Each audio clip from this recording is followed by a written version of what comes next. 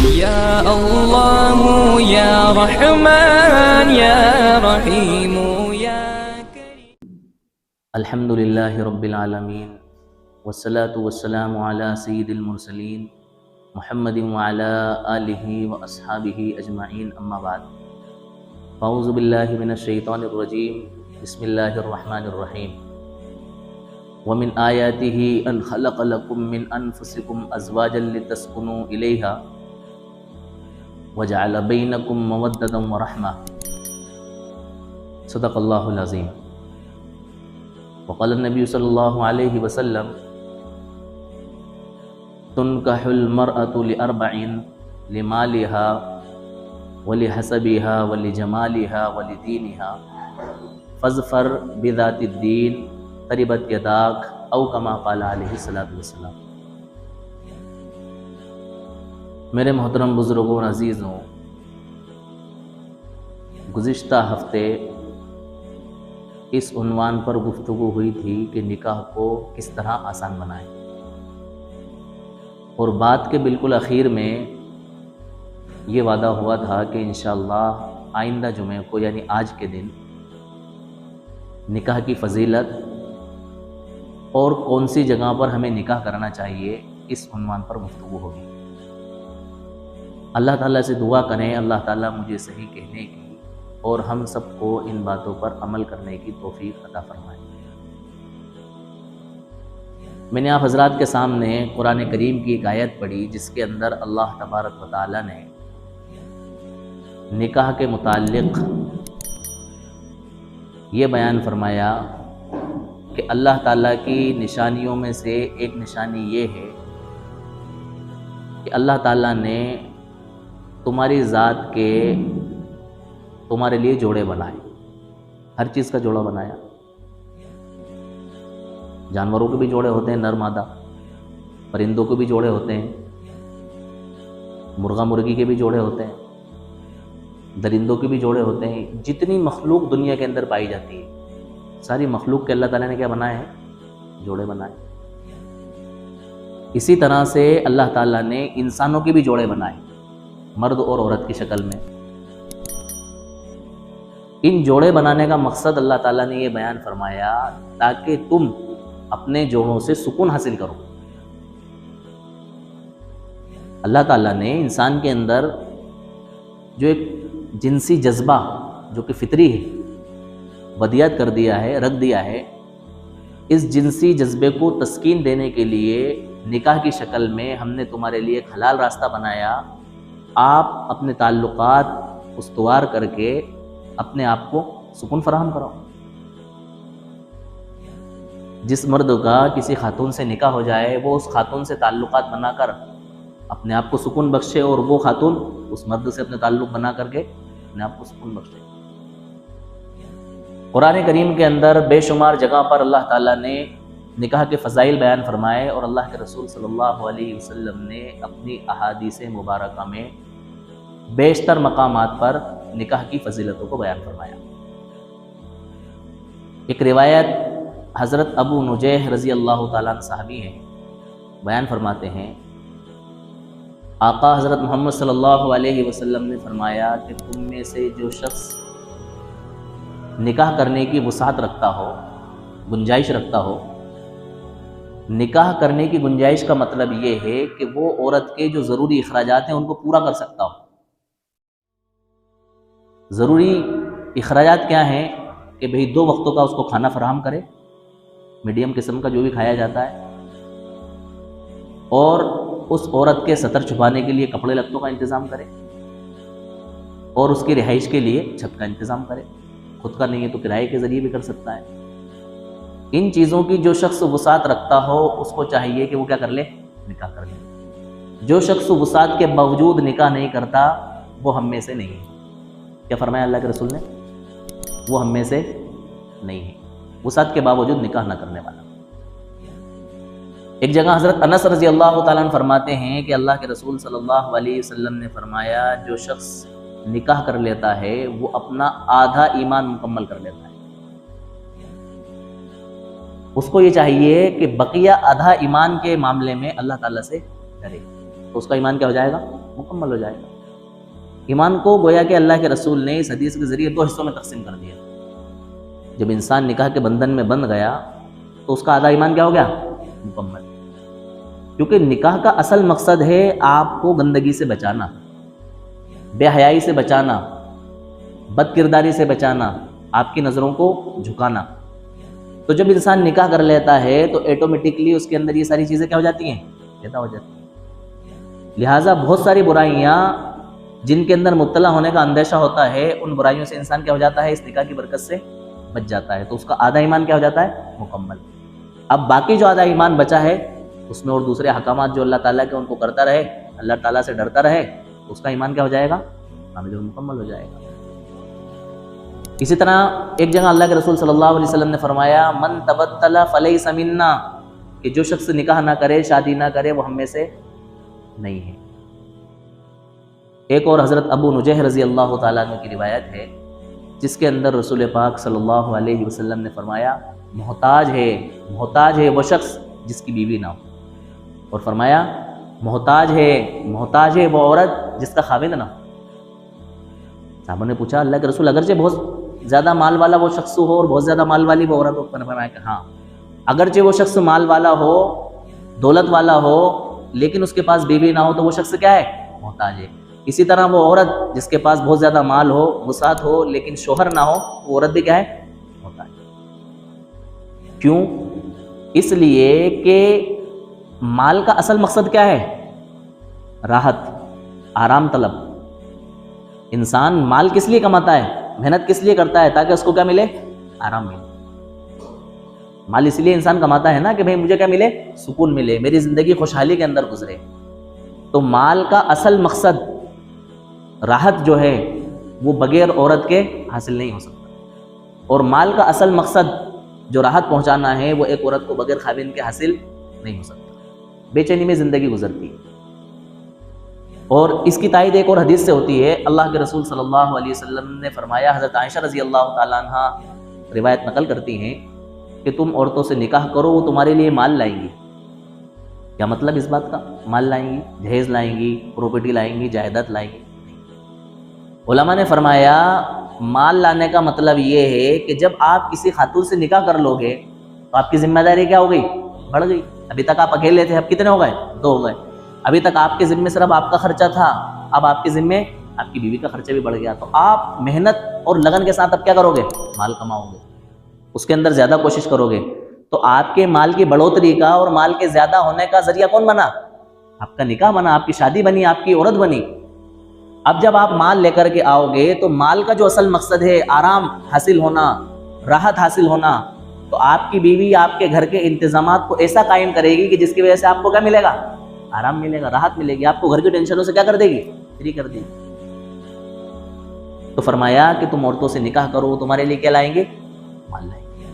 حضرت ابو ذر رضی اللہ تعالیٰ عنہ کی ایک طویل حدیث ہے جس کے اندر ایک صحابی ہیں حضرت عکاف رضی اللہ تعالیٰ عنہ، اللہ کے رسول صلی اللہ علیہ وسلم نے ان سے فرمایا تمہاری بیوی ہے؟ فرمایا نہیں۔ آپ نے فرمایا کیا تم مال والے ہو، وسعت والے ہو؟ فرمایا جی ہاں۔ اللہ کے رسول صلی اللہ علیہ وسلم نے فرمایا عکاف تیرا برا ہو، اگر تو شادی شدہ نہیں ہے تو شیطان کے بھائیوں میں سے ہے۔ کس کے بھائیوں میں سے؟ شیطان کے بھائیوں میں سے۔ اگر تو نصارہ میں سے ہوتا، یعنی عیسائیوں میں سے ہوتا، تو ان کا کیا ہوتا؟ راہب ہوتا۔ کیا فرما رہا اللہ کے رسول؟ اگر تو نصارہ میں سے ہوتا تو راہب ہوتا۔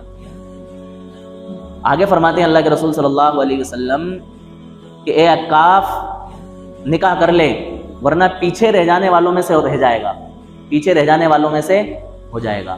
اور فرمایا سب سے بدتر مرد وہ ہیں جو بے نکاح ہیں، اور جو لوگ انتقال کر گئے ان میں بھی سب سے بدتر انسان وہ ہیں جو کہ بغیر نکاح کے انتقال کر گئے۔ فرمایا نکاح کر لے، کیونکہ شیطان کے پاس انسان کو ورغلانے کے لیے عورتوں سے بڑا ہتھیار کوئی نہیں ہے۔ عورتوں کے ذریعے تو انسان جو ہے نا، شیطان انسان کو کیا کرتا ہے؟ بہلاتا ہے، اس کو پھسلاتا ہے، اس کو بہکاتا ہے۔ تو فرمایا کہ تو نکاح کر لے ورنہ پیچھے رہ جانے والوں میں سے ہو جائے گا۔ ان روایتوں کی روشنی میں ہمیں پتہ یہ چلا کہ جب ہماری عمر نکاح کے لائق ہو جائے، شادی کے لائق ہو جائے، اس وقت ہمیں کیا کر لینا چاہیے؟ نکاح کا انتظام کر لینا چاہیے۔ ظاہر بات ہے بچے بڑے ہوتے ہیں، بچیاں بڑی ہوتی ہیں، وہ خود تو اپنے نکاح کے انتظام نہیں کریں گے۔ یہ ذمہ داری کس کے سر پر عائد ہوتی ہے؟ پیرنٹس کے ذمے یہ کام ہوتا ہے، والدین کے ذمے، ان کے سرپرستوں کے ذمے یہ ذمہ داری آتی ہے کہ اب ہم اپنے بچوں کے کیا کریں؟ مناسب رشتے تلاش کریں، ان کے رشتے ڈھونڈیں، ان کے مناسب رشتے ڈھونڈیں اور وقت پر ان کی شادی کر دیں۔ اب جب ہم نے اتنی فضیلتیں احادیث کی روشنی میں اور قرآن کریم کی آیت کی روشنی میں سمجھی اور سنی تو ہمارے ذہن و دماغ کے اندر یہ خیال پیدا ہوتا ہے کہ بھئی ہم رشتہ کریں تو کیسی جگہ پر کریں؟ بچوں کے لیے رشتوں کا انتخاب کیسے کریں؟ ہمیں اگر اپنی بچی کا رشتہ کرنا ہے تو اس کے لیے لڑکا کیسا ہو، اور ہمیں اگر اپنے لڑکے کا رشتہ کرنا ہے تو ہم بہو کیسی لائیں، لڑکی کیسی ہو۔ تو میں آج اس ٹاپک پر آپ حضرات کے سامنے گفتگو کرنے والا ہوں کہ بچوں کا انتخاب رشتوں کے لیے ہمیں کس طرح سے کرنا چاہیے، کیا چیزیں ہمیں دیکھنا چاہیے۔ دیکھو سب سے بڑی بات تو یہ ہے کہ ہم چاہے اپنی بچی کا رشتہ کر رہے ہوں یا بچے کا رشتہ کر رہے ہوں، دینداری کی بنیاد پر رشتہ کریں۔ جو رشتہ دینداری کی بنیاد پر کیا جاتا ہے وہ رشتہ قائم ہوتا ہے، دائم ہوتا ہے، پائیدار ہوتا ہے اور پرسکون ہوتا ہے۔ اور جو رشتہ دینداری سے ہٹ کر کے کسی اور بنا پر کیا جاتا ہے وہ رشتہ جو ہے نا عام طور سے زیادہ تر درد سر ہوتا ہے۔ ان رشتوں میں کوئی خاص خیر و برکت، کوئی خاص سنجیدگی، پرسکون ماحول، نکاح کا جو ایک مقصد ہے نا آرام طلبی، سکون فراہم کرنا، وہ ساری چیزیں کیا ہو جاتی ہیں؟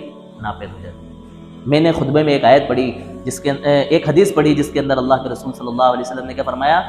تنکح المرأة لأربعین، کہ عورت سے نکاح 4 چیزوں کی وجہ سے اور 4 باتوں کی وجہ سے کیا جاتا ہے۔ سب سے پہلے لمالہا، اس کے مال کی وجہ سے۔ کیوں؟ اس لیے کہ مالدار ہے تو وہ کیا کرے گی؟ اچھا خاصا جہیز لائے گی، اور بعد میں جب میراث تقسیم ہوگی تو اچھا خاصا کیا ملے گا؟ اس کو مال ملے گا، جس سے ہمارے بچے کا کیا ہوگا؟ فائدہ ہوگا۔ لمالہا، اس کے مال کی وجہ سے اس سے نکاح کیا جاتا ہے۔ ولحسبہا، اور اس کے خاندان کی وجہ سے اس سے نکاح کیا جاتا ہے۔ بڑے خاندان کی ہے، بڑے گھرانے کی ہے، نام چلتا ہے ان کا، بڑے اونچے گھرانے کے لوگ ہیں، صاحب سید خاندان سے ہیں، بڑے خاندان سے ہیں۔ یہ تو میں نے مثال دے دی کیونکہ سید خاندان تو وہی سید ہی ہے، ایک مثال دے دی میں نے۔ تو اس کے حسب کی وجہ سے کیا ہوتا ہے؟ اس سے نکاح کیا جاتا ہے۔ ولی جمالہا، اور اس کی خوبصورتی کی وجہ سے نکاح کیا جاتا ہے۔ بڑی خوبصورت ہے، حسین ہے، اس جیسی لڑکی دکھنے میں ہی نہیں آتی ہے، غضب کا حسن اللہ تعالیٰ نے اس کو دیا ہے۔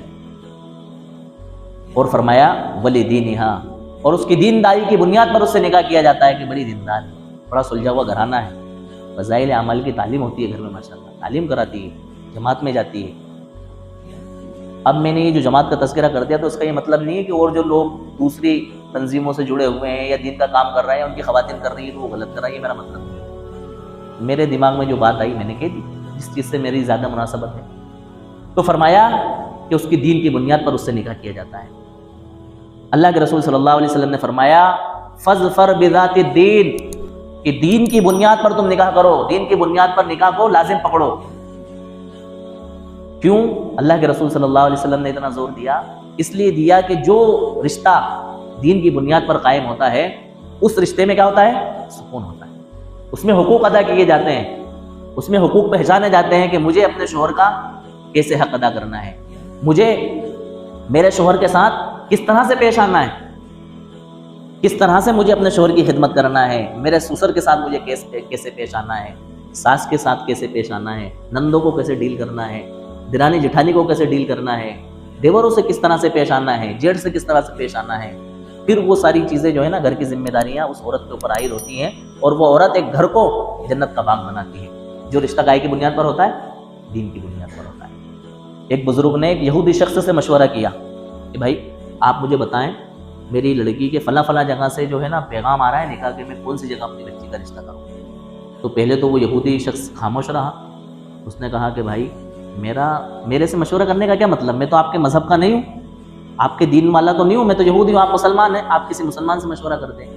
تو فرمایا کہ اگرچہ آپ مسلمان نہیں ہیں لیکن آپ بڑے بھلے شخص ہیں، تو میں نے آپ سے مشورہ کرنا مناسب سمجھا۔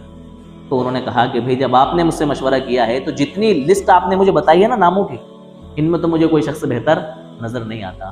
اگر آپ اپنی بچی کا رشتہ کرنے چاہتے ہو تو آپ کے پیغمبر حضرت محمد صلی اللہ علیہ وسلم نے فرمایا کہ عورت سے 4 باتوں کی وجہ سے نکاح اور رشتہ کیا جاتا ہے، لہٰذا تم دینداری کی بنیاد پر رشتہ کرو۔ تو میری نظر میں ایک طالب علم ہے جو کہ میں اس کو اکثر و بیشتر کہاں دیکھتا ہوں؟ مسجد میں دیکھتا ہوں، خدا کے کام میں وہ لگا رہتا ہے۔ میرے رائے اور میرا خیال یہ ہے کہ آپ اس طالب علم سے اپنی بچی کا کیا کر دیں؟ رشتہ کر دیں۔ ان بزرگ نے اس یہودی کی بات مانتے ہوئے اپنی بیٹی کا رشتہ اس طالب علم سے کر دیا۔ فرماتے ہیں کہ میری بیٹی کے رشتے میں بڑی برکت ہوئی، بڑی خیریں میں نے آنکھوں سے دیکھی، کیونکہ رشتہ کس بنیاد پر ہوا؟ دینداری کی بنیاد پر۔ تو اگر ہم اپنے بچے کا رشتہ کر رہے ہیں تو لڑکی میں ہمیں کیا خوبیاں دیکھنا چاہیے؟ میں نے ایک تو بتایا کہ جب دینداری کے بنیاد پر ہم نے دیکھ لیا تو ساری خوبیاں کیا ہو جائیں گی؟ آٹومیٹکلی اس کے اندر آ جائیں گی۔ لیکن 1-2 حدیثیں میں اور آپ کو بیان کر دوں تاکہ اس سے اور بات واضح ہو جائے۔ اللہ کے رسول صلی اللہ علیہ وسلم نے اچھی عورتوں کی مثال بیان کرتے ہوئے فرمایا، اچھی عورتیں، بھئی ہر انسان چاہتا ہے نا کہ اچھی لڑکی ملے ہمیں، خوبصورت ہونے کے ساتھ ساتھ اس کا نیچر اچھا ہو، اس کے اخلاق اچھے ہوں، اس کا بول چال اچھا ہو، بات کرنے کا انداز اچھا ہو اس کا۔ خواتین کو دیکھا نا آپ نے باتیں کیسے کر رہی ہوتی ہیں، کیونکہ ان کی تربیت، ان کی تہذیب اور سلیقہ ان کے اندر اس طرح سے نہیں ہوتا ہے کہ جس طرح سے ایک بات کی جائے۔ شوہروں سے بھی بات کرنے کا ڈھنگ نہیں ہوتا ہے۔ بعض مرتبہ خواتین ایسے انداز میں بات کرتی ہیں کہ شوہر کا دماغ خراب ہوتا ہے، پھر وہ لڑائی جھگڑے ہوتے ہیں، مار پیٹ پہ باتیں آ جاتی ہیں، بہت سارے مسائل ہوتے ہیں نا۔ ہر انسان اپنے گھر کی فیملی سے، اپنے ارد گرد سے، اپنے معاشرے سے واقف ہے۔ ہم سب انسان ہیں، ایک ہی کلچر کے لوگ ہیں، اس لیے اس طرح کی باتیں کرنے میں اور سمجھنے میں، سمجھانے میں کوئی برائی بھی نہیں۔ تو فرمایا کہ اچھی عورتوں کی علامتوں میں سے ایک علامت یہ ہے کہ جب شوہر اس عورت کی طرف دیکھے تو اس کو کیا کر دے؟ ہوتا ہے نا بعض مرتبہ عورتوں کا منہ ہمیشہ چڑھا ہی ہوتا ہے، کوئی اچھے انداز سے پیش آنے کا کوئی سوال ہی پیدا نہیں ہوتا۔ تو فرمایا کہ جب شوہر اس کی طرف دیکھے تو اس کو کیا کرے؟ خوش کر دے۔ عورتوں کی اپنی ایک ادائیں ہوتی ہیں جو اپنے شوہروں کے سامنے ان کو پیش کرنا چاہیے، جس سے ان کے شوہروں کو کیا ہو؟ خوشی ہو۔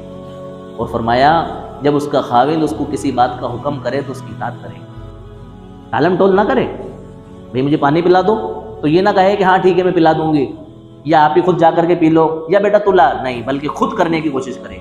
یہ اچھی عورتوں کی علامت ہے۔ اور فرمایا شوہر کے مال اور اپنی ذات کے بارے میں کوئی ایسی بات نہ کرے، کوئی ایسا کام نہ کرے جس کی وجہ سے شوہر کو کیا گزرے؟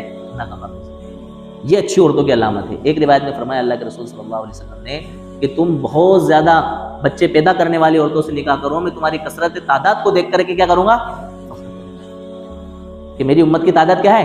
اتنی زیادہ۔ اب آپ کہیں گے کہ بھئی ہم تو رشتہ کرنے کے لیے جا رہے ہیں، یہ ساری خوبیاں ہم کیسے دیکھ لیں گے کہ یہ لڑکی اپنے شوہر کو خوش کرے گی، یہ لڑکی اپنے شوہر کی اطاعت کرے گی، یہ لڑکی جو ہے نا اپنے شوہر کے خلاف نہیں جائے گی، اس کے مال میں زیادتی نہیں کرے گی اور اپنے نفس کی حفاظت کرے گی، اور بچے بھی اس سے ماشاءاللہ زیادہ پیدا ہوں گے؟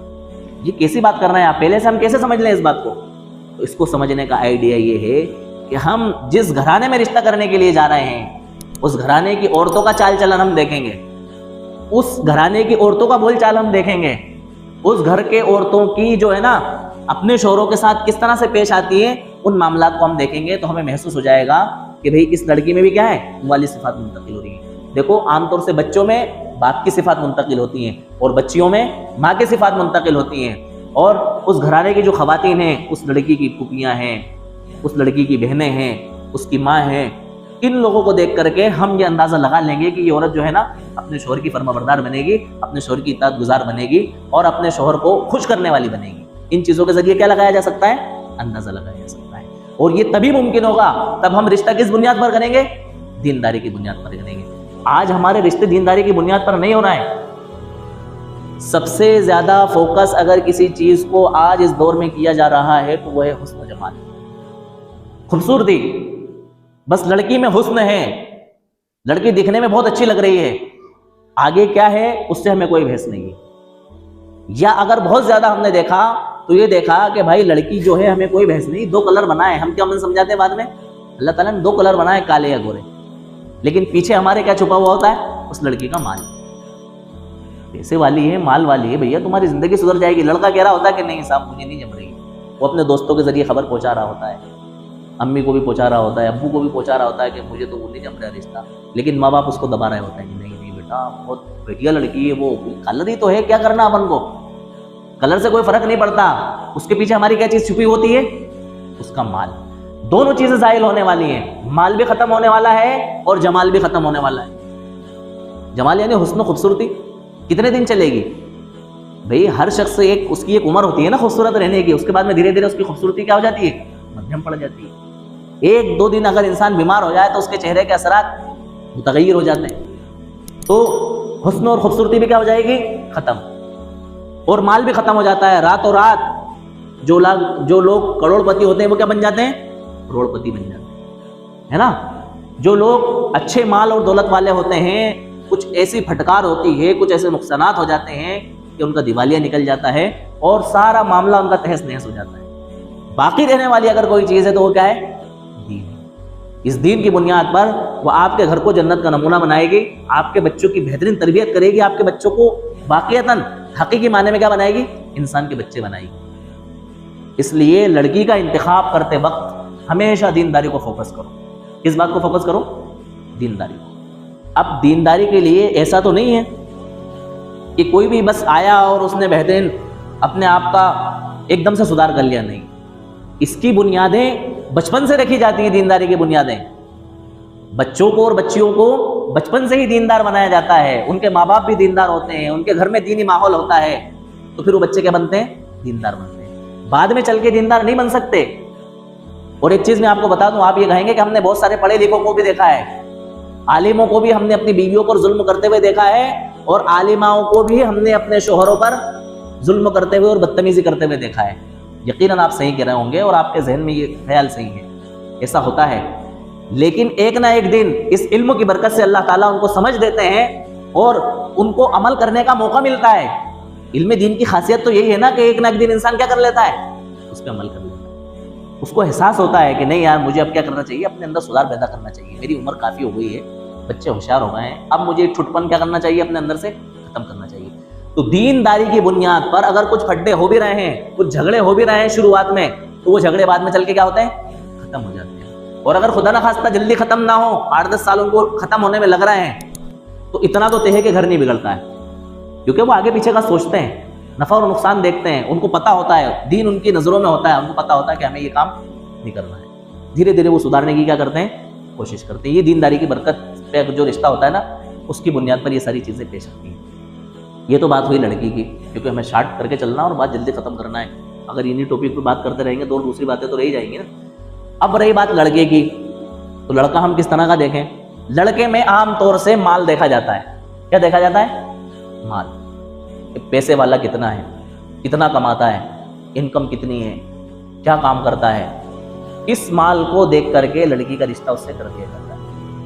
بعد میں کیا ہوتا ہے کہ اس لڑکے کی بدتمیزی، اس کا بد چلن، اس کی نشہ خوری اور اس کی غلط عادتیں اتنا تڑپاتی ہیں اور اتنا ستاتی ہیں کہ انسان کہیں کا بھی نہیں رہ جاتا. پھر پریشانیاں بنتی ہیں، لڑکی پریشان ہے، مجبور ہے، ماں باپ زبردستی بھیج رہے ہیں، جانے کو تیار نہیں ہے لڑکی، لیکن بھیج رہے ہیں. کیوں؟ اس لیے کہ ان کو لالچ لگا ہوا ہے کہ یار پیسے والا ہے، مال والا ہے. اس مال والا ہونے کے پردے کے پیچھے کتنی زیادتیاں اور کتنا ظلم اس لڑکی کے ساتھ میں ہو رہا ہے، اس کو کوئی سمجھنے کو تیار نہیں، رشتہ دار بھی سمجھنے کو تیار نہیں. یہاں پر بھی ہمیں دینداری کی بنیاد پر رشتہ کرنا ہے. کس بنیاد پر کرنا ہے؟ اللہ کے رسول صلی اللہ علیہ وسلم نے فرمایا، جب تمہارے پاس کسی ایسے شخص کا پیغام نکاح آئے تمہاری لڑکی کے لیے جس کی دینداری سے اور اس کے اچھے اخلاق سے تم کیا ہو؟ خوش ہو. تو تم کو یہ چاہیے کہ اس سے اپنی لڑکی کا کیا کر دو؟ نکاح کر دو. اگر تم ایسا نہیں کرو گے تو بڑا فتنہ، بڑا فساد اور بڑا بگاڑ کیا ہوگا؟ پیدا ہوگا. یہ دینداری کی بنیاد پر اگر رشتہ نہیں کریں گے تو فتنہ اور فساد کیسے بگاڑ پیدا ہو جائے گا، بات سمجھ میں نہیں آ رہی. کہ نا کہ ہم سب تو کیا ہیں، عام طور سے اتنے دیندار نہیں، لیکن ہمارے سب کے گھر کیا کر رہا ہے؟ ماشاءاللہ اچھے چل رہے ہیں. سوال پیدا ہوتا ہے نا. تو فتنہ اور فساد ہونے کا مطلب یہ نہیں ہے کہ وہ تلواروں سے، چھریوں سے، بندوقوں سے اور گولوں اور ٹوپوں سے لڑیں گے اور فتنہ فساد ہوگا، بلکہ جو نکاح کا مین مقصد ہے سکون فراہم ہونا، وہ سکون تمہاری زندگی سے کیا ہو جائے گا؟ چھن جائے گا، ختم ہو جائے گا. نکاح کا جو ایک مین مقصد ہے تمہارا گھر جنت کا نمونہ بنے، وہ جنت کا نمونہ بننے کی بجائے جہنم کا گھڑا بن جائے گا. اور فتنہ اور فساد ہونے کا مطلب یہ ہے کہ جب تم اس جگہ پر دینداری کی بنیاد پر چھوڑ کر کے نکاح نہیں کرو گے تو تم اچھی مقام دیکھنے کے لیے اور اچھے رشتے کے دیکھنے کے لیے اتنا لمبا انتظار کر دو گے کہ جس کی وجہ سے جو ہے نا بچے بے حیائی میں مبتلا ہو جائیں گے, بدکاری میں مبتلا ہو جائیں گے. کتنے دن آپ روک سکتے ہو نکاح کو؟ اس کی تو ایک حد ہے نا. یہ الگ بات ہے کہ آپ کو پتہ نہیں چل پائے گا اور نہیں چل پاتا ہے. بچے اتنے ہوشیار ہو رہے ہیں, اتنے چالاک ہو رہے ہیں کہ آپ ان کو پکڑ ہی نہیں سکتے اس دور کے اندر. ان کی بیٹھکوں کو, ان کی نشستوں کو, ان کی ایکٹیویٹیز پر ہم دھیان نہیں رکھ سکتے اس دور کے اندر. بہت مشکل ہو رہا ہے. تو فرمایا کہ دینداری کی بنیاد پر کیا ہونا چاہیے؟ رشتہ ہونا چاہیے. اب دینداری کی بنیاد پر رشتے ہونے کے لیے ہمیں آج ہی سے یہ پلان بنانا پڑے گا کہ اپنے بچوں کو ہمیں کیا کرنا ہے؟ دیندار بنانا ہے. اگر ہمارے بچے ہوشیار ہو گئے ہیں تو ان کو دینی ماحول فراہم کرنا ہے. ابھی بھی ہمارے پاس موقع ہے, ہاتھ سے وقت گیا نہیں. پوتا پوتی ہیں, چھوٹے بچے ہیں, ان کو دیندار بنانا ہے, مکتب میں ان کو پہنچانا ہے. ہمیں ضروری نہیں ہے کہ ہم سب کو عالم بنائیں, سب کو عالم بننا فرض بھی نہیں ہے. بہت ہے کافی جو ہے نا ان کو کوئی نہیں سن رہا, تو جو بن جائیں گے ان کو کون سنے گا؟ پھر سب اپنے اپنے سنانے لگ جائیں گے. تو اس لیے ضروری نہیں ہے, لیکن ان کو دیندار بنانا ضروری ہے. دیندار کی ڈیفینیشن ہم کیا سمجھتے ہیں کہ انسان نماز پڑھ لے, روزہ رکھ لے, بس دیندار ہو گیا. نہیں, دیندار کی 5 بنیادی باتیں ہیں. عقائد کے لحاظ سے مضبوط ہو, اس کے عقائد ڈگمگا نہیں رہا. اس میں ڈیٹیل بعد میں کریں گے. عبادت کے اعتبار سے پابند ہو نمازوں کا, اور جو بھی اللہ تعالیٰ نے احکامات دیے, روزے, حج, جو بھی چیزیں اس کے اوپر عائد ہو رہی ہیں, ان ساری چیزوں کا پابند ہو. معاملات کا صاف ستھرا ہو, لین دین بڑا کلیئر ہو اس کا. معاشرت, لوگوں سے ملنا جلنا, رشتہ داری نبھانا, اس کے اندر بڑا بہترین ہو, اخلاق والا ہو. اور فرمایا اچھے اخلاق جو کہ تربیت کا حصہ ہے, تربیت نفس, اصلاح نفس. یہ ساری چیزیں اگر کسی بندے میں پائی جا رہی ہیں تو وہ کیا کہلائے گا؟ دیندار کہلائے گا. لیکن آج کے دور میں یہ ساری چیزیں ملنا بہت مشکل ہے. بہرحال جو کچھ بھی دینداری ٹوٹی پھوٹی ہمیں مل جائے, اس بنیاد پر ہم کیا کرتے ہیں؟ بچوں کا رشتہ کرتے ہیں. ان بچوں کو بھٹکائیں نہیں.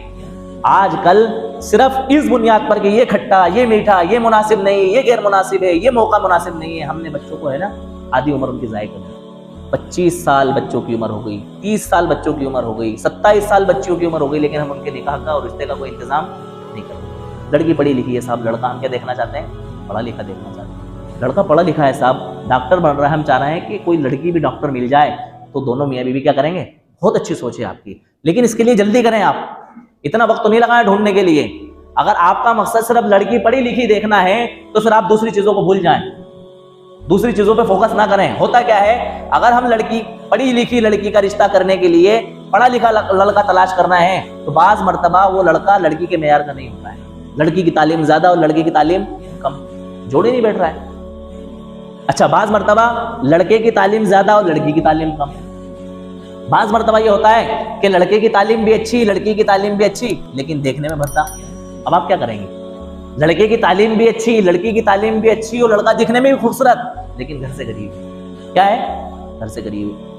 تینوں چاروں چیزوں برابر ہیں. لڑکے کی تعلیم بھی ہے, لڑکی کی بھی اچھی تعلیم ہے, لڑکا خوبصورت بھی ہے, گھر سے بھی اچھا ہے, لیکن چال چلن ٹھیک نہیں ہے. ساری چیزیں ٹھیک ہیں لیکن فرمائشوں کی ڈھیر ہے کہ بھیا خوبصورت بھی ہیں ہم ماشاءاللہ, اور جو ہے نا مال والے بھی ہیں, پڑھے لکھے بھی ہیں, چال چلن بھی ہمارا صحیح ہے, کوئی نہیں بتا سکتا, لیکن آپ کو جو ہے نا اسکارپیو دینا پڑے گی. کیا دینا پڑے گی؟ اسکارپیو. اور آپ کو اپنا گھر جو ہے نا ہمارے نام کرانا پڑے گا, آپ کو جہیز میں یہ دینا پڑے گا. بتاؤ ایسے رشتہ ہو پائے گا؟ اللہ کی قسم, اس انتظار میں پڑھے لکھے لوگوں کی لڑکیاں جنہوں نے بڑی بڑی ڈگری حاصل کر رکھی ہیں گھروں میں رشتوں کے پیغام نہیں ہے, کیونکہ وہ اپنی مرضی کا رشتہ تلاش رہے ہیں نا, اور مرضی کا رشتہ ان کو مل نہیں پا رہا ہے. تو اس لیے ہمیشہ دینداری کی بنیاد پر آپ رشتے کو کیا کریں؟ فوکس کریں. لڑکے کا رشتہ بھی کرنا ہو تو دینداری کی بنیاد پر, اور لڑکی کا رشتہ بھی کرنا ہو تو دینداری کی بنیاد پر. اس کا نتیجہ یہ نکلے گا کہ آپ کا گھر جنت کا نمونہ بن جائے گا.